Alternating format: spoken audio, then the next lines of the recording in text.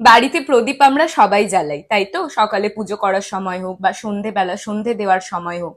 কিন্তু তোমরা কি জানো যে এই সন্ধেবেলা প্রদীপ জ্বালানোর সময় সেই প্রদীপে বা দিয়াতে কিছু জিনিস দিলে আমরা কিন্তু সেটা রেমেডি হিসেবে কাজ করতে পারি এবং আমাদের কিছু প্রবলেম মেটাতে পারি।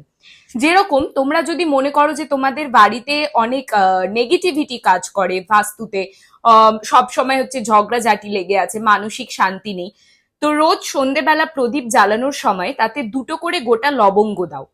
যদি মনে হয় যে তোমার গুপ্ত শত্রুতা অনেক বেশি, বা অফিস লাইফেও অনেক পলিটিক্স তোমাকে ফেস করতে হয়, বা কাজের জায়গায় বন্ধু বান্ধবদের মধ্যে অনেক শত্রুতা বা জেলাসি আছে, তো রোজ সন্ধেবেলা প্রদীপ জ্বালানোর সময় তার মধ্যে দুটো করে গোটা ব্ল্যাক পেপার দেওয়ার ট্রাই করো।